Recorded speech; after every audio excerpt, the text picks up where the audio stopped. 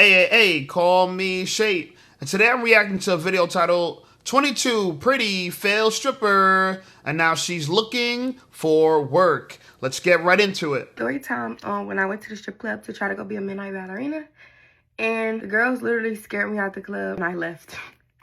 It wasn't for me. So I recently moved to Atlanta or whatever, and if you know, you know, in Atlanta, no matter what job you apply for, nobody's hiring. Like, unless I'm just not looking in the right place, nobody's hiring. But you know who always hiring? The damn club. I literally saw this TikTok of this girl say, if you're young, you look good, go work at a club. Go use your looks to make some money. Go be like a server. Go be like a dancer. Whatever like that. Whatever like that. So I'm like, you know what? I got ass. I look good. Let's go make some money. So I ordered a little outfit from, I had ordered 2 little outfits from Amazon. One of them looked silly as hell. But the other one I ordered, I was like, oh, like, this is cute. I ordered me the big old heels. Like, literally the, what they call? I don't know. The heels was like $89. And then I bought me like a little $10 outfit from Amazon. That was my only outfit. So I was like, oh, they better take me as I am. Literally. It was like a little black fishnet. It was like a black fishnet 2-piece short thing. Oh my God. And I ordered like some little pasties. It was cute. It was cute. So I pull up to the club, whatever. I walk in, I'm like, hey, like, I'm here to audition. But mind you, when I get there, it's literally day shift going on. It's like 7 o'clock-ish, like 7 o'clock. I really didn't know what time to pull up. I just was talking to myself all day at home, like, girl, come on, just go do it. Like, just do it. Just twerk like nobody's watching, right? And I probably should Just twerk like nobody's watching. It's not like these younger girls don't have experience with this. Of course they're twerking like nobody's watching them on TikTok. Now, by the way, I want to spare you the imagination, okay? I want to spare you the imagination because I want to give you an idea what she looks like before she continues her story. So let's flip over to this. This is her body. It literally looks like I just hopped off somebody's table. I finally got a hold of the viral. So she's 5'7", 167 pounds. She said she got an ass. She got an ass. Okay, what about up top? Take a look at this. He like, what's up, baby? Shit. Yeah, and I know you guys say everybody's pretty, but I think she's genuinely pretty.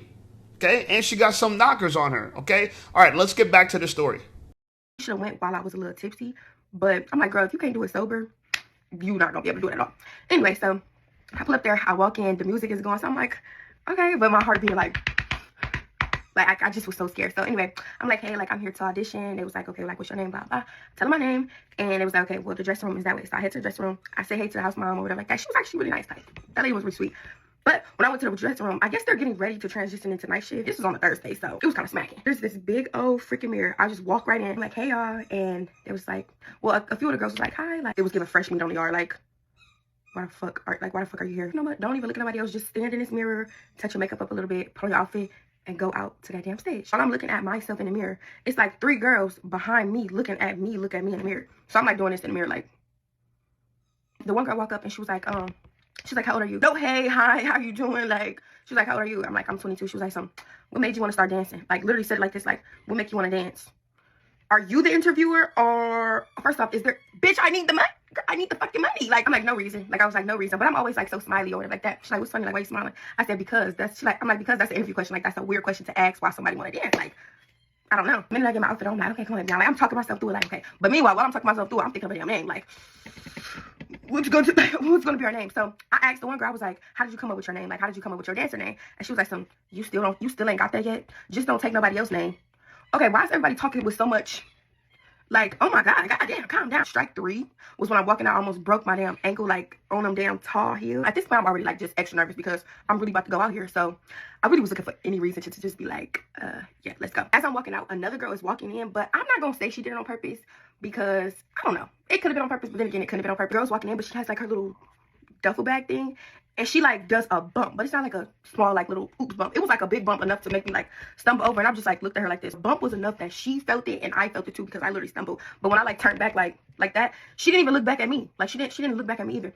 And you know what, this is one of them clubs where I'm pretty sure everybody here is experienced, and honestly, everybody here is a shark. I'm not a shark. I'm a dolphin. I'm not. So I'm just like, you know what, that was just the sign right there to turn your ass around. So I turned back around and I put my regular clothes on and I went out. I left. I would try this again at more of like a beginnerish club. Maybe I need to know, like, where are the, like, A beginner-ish club? This is a young, naive girl. Look at her. And she's like, oh, I could be a stripper. You know, I got an ass. I'm pretty. I need money. Like, women don't even think about the other consequences. Like, what about ruining your life? What about the fact that now a lot of men will disqualify you for marriage? That doesn't cross the mind at all. It's like, oh, I got ass, I got tits, I can do this. And it's funny to me because the work environment was hostile. Look at all these angry strippers. We know why they're angry, because they got new girls. And let me tell you something. The sisterhood is the biggest lie, okay? The sisterhood is a myth. Older women hate on younger girls all the time, no matter what industry you're in. They're always going to hate because they know that you're going to take away all their business. All the men are going to run to you. Okay, so run, girl, run. Anyway, I thought this video was interesting as well. Take a look. So I met this older black woman and she said to me, I'm not thugging anything out. If I don't like a job, I'm not gonna stay. If I don't like where I'm at in life, I'm going to change it. And that just resonated with me so much because I feel like a lot of times black women will thug things out and see it through. And honestly, we need to break that cycle. And I needed to hear this at 22 because she literally told me, and I quote, if I could go back in time and tell this to my younger self, I would have been much happier earlier. Now, here's a different type of 22-year-old girl. She's opposite of the last girl. She's more modest. The other girl, boobs all out. She's covering hers. But the funny thing about it is, she's talking about black women need to stop thugging things out. What do you mean stop thugging things out? Stop thugging things out like work? Like a relationship? The funny thing about it is, the thing that I think black women are thugging out a lot, okay, it's weaves. They keep thugging it out, even though nobody likes them, right? We prefer women with natural hair. They keep thugging out single motherhood. Nobody wants to date a single mom. Okay, nobody wants to date a single mom. And they still keep thugging out obesity. Listen, our community needs to lose weight. They really do. I'm telling you, it's looking bad on us that we're the heaviest and the poorest at the same time. We need to pick a struggle. Anyway, I thought this video was interesting as well. Take a look.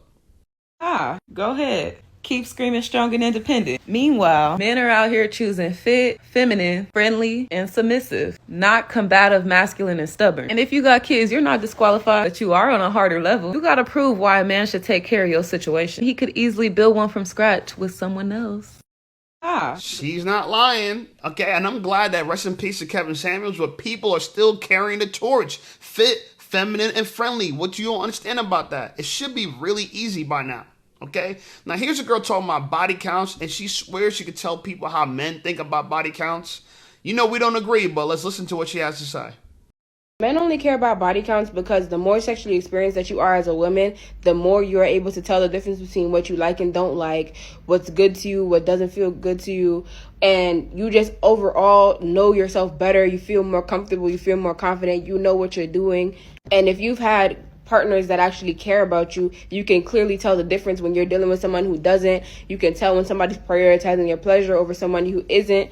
And so a lot of times men want to be your first partner or one of your first few partners because they want to be able to be in control of the situation.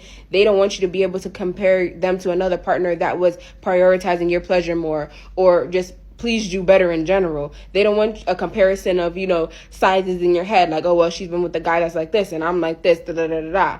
They don't want you to be able to feel comfortable enough saying, hey, this doesn't feel good for me, or hey, this da da da, because that crushes their ego. Like, even if you're saying it in a constructive criticism type of way, or like just a, hey babe, like next time can you do this? They feel like their performance in the bedroom is directly connected to their worth. So they don't even want you to be able to know that you would prefer something different or you want them to do things differently. It's funny because shame, insults, guilt, and the need to be right. She says it's ego, it's narcissism, it's control. It's always the same excuse. Every time we don't like something in our preferences, it's always our ego. How about we don't like girls who've been passed around? How about that? You said you could tell the difference between a man that is prioritizing his pleasure and a man that's prioritizing your pleasure. AKA, you could tell when a man's treating you like a cum dump and not a cum dump. Okay, and so why would I want to date a girl who's been through that? That is trauma. I don't want that. Okay? Now, it's funny to me that she thinks that the more experience you have, you know yourself. AKA, the more you sleep around with more men, the more you know yourself. Women, stop trying to find yourself on top of another man's dick. It don't work like that. It's disgusting. That is egregious. Please. Stop finding yourself riding another man. Oh my God, I need to find myself. So she has to ride a bunch of different men to find herself. Find your way back home. Find Jesus. Okay? Don't find another dick to ride. It's crazy out here. It really is. It's crazy. Anyway, if you thought it was just a black girl thing, here's a white girl complaining about body count. Take a look. Hey, listen up, Shape Squad. Are you tired of being ignored by women? Well, download my free ebook, Be Attractive and Shut Up. It's going to teach you how to master attraction, build unshakable confidence, and win with women without words. Because chances are you're not ugly, you just talk too damn much. So download my free ebook, Be Attractive and Shut Up, and take control of your dating life right now.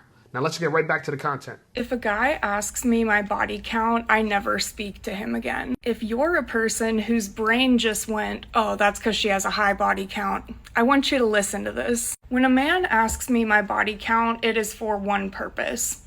I want to make a judgment about your character based on your body count. They will try to say things like, oh, well, I'll tell you my body count too, or I just want to get to know you better, and like, I promise I won't judge. I really have an open mind. It doesn't matter to me. So first of all, it's not the same thing for a man to tell you his body count and for you to tell yours to him. Because we all know that men's body count will never affect the way that people view him or his worth in society or to himself. Secondly, when he assures you that he doesn't care and it really doesn't matter to him, I can promise you he's lying from the fact alone that he asked you the question. A man who doesn't care about your body count won't ask you about it because it truly doesn't matter to him. And lastly, if he's telling you that this is a way for him to get to know you better, that's because he thinks that your body count says something about you as a person. If a man cares about your body count, if a man asks you what your body count is, this is a number one red flag that this is a deeply insecure man, and you need to run. You need to head for the hills as fast as you can. It's so funny. We're the insecure one because you have a high body count. You see these tricks, right? This reverse psychology. Oh, man, it's a red flag. If a man wants to know your body count, he's deeply insecure. Well, okay, so let me get this right. In order to be secure as a man, I must date a girl who got ran through. I have to, because I'm secure with myself. I'm secure with being sloppy seconds. You see this? Now, she said some good stuff in the beginning. She knows that a man's body count doesn't affect the way people view him. But your body count affects the way people view you. So let me ask you this question. Why would you rack up a body count that would be embarrassing? That would embarrass yourself? Was it that much fun being split roasted by different men? Was it that much fun doing the Eiffel Tower with a bunch of men? Was it that much fun to lose your dignity? What's interesting about this clip is even though she understands what's going on, she wants to defy what's going on. She is a rebel. And it is a judge of your character, believe it or not. It changes you. It changes you. All that DNA in your body starts rotting your brain. And that's how we know her body count is high, because she got brain rot. She's suffering from brain rot. Anyway, here's another person suffering from brain rot. Look what she says on the video. Wifey material equals loyal dummy. I'm telling you, and they said this in the Bible. That's why I love the Bible. Shout out to the Bible, man, the Holy Bible. Okay, I know people say, oh, Shape, you're not a good Christian because you curse and you say bad words. I'm an entertainer. God's going to understand what I'm doing. But ultimately, I'm here to tell you that Jesus is king, and I believe he is our creator. I do, and I believe in the Bible, and I'm a biblicist. If the Bible says it's wrong, it's wrong. And sometimes the Bible says what I do is wrong, so guess what? That's wrong too. Okay, I don't deny it. Okay, but you know what's more wrong? This is way wrong. Take a look. Bitch, getting called wifey material these days is the equivalent to being called a loyal dummy, in all honesty.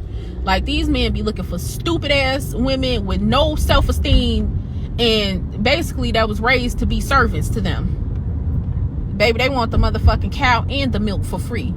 You want me to clean up, cook, work full time, pay all the bills, to go 50-50 with you, get cheated on, and basically by being your piece, what you mean is me not taking up for myself and me not saying anything about you dogging me the fuck out. Like, I think the fuck not.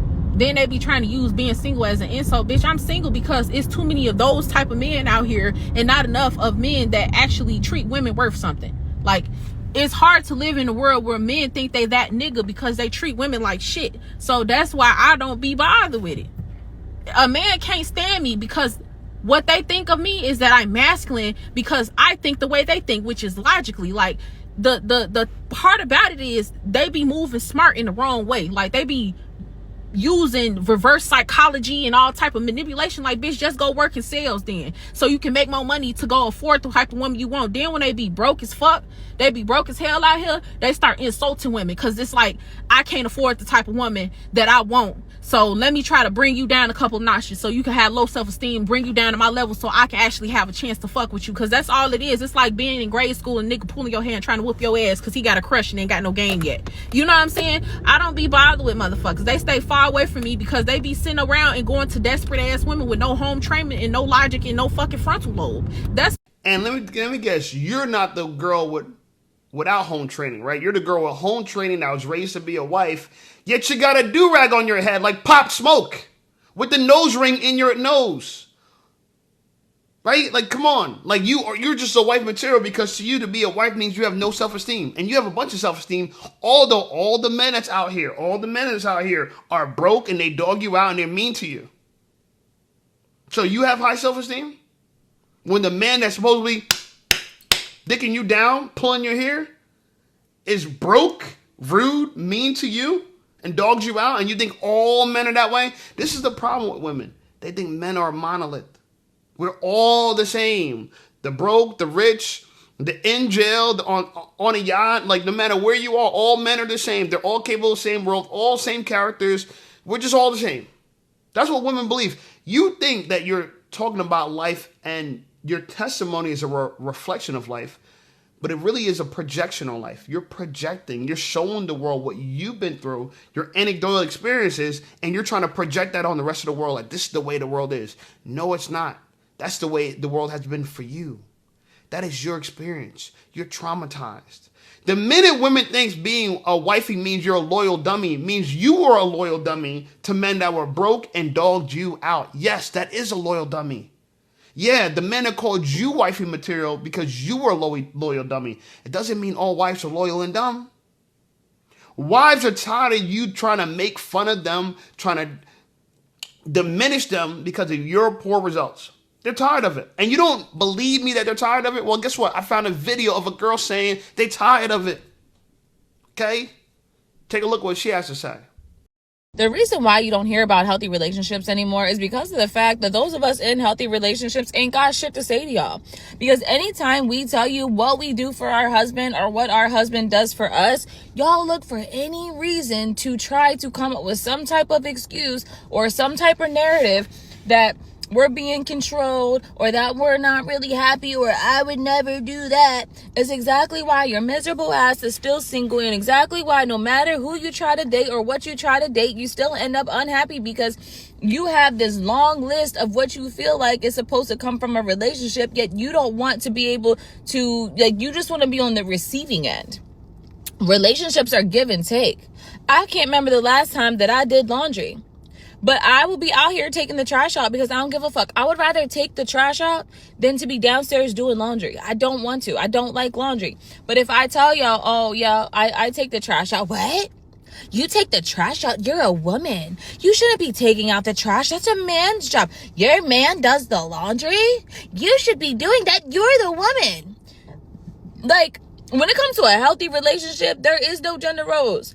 I do what I want to do and he does what he wants to do. And it ends up working out together because I do. And it just so happens that what he doesn't like to do, I don't mind doing.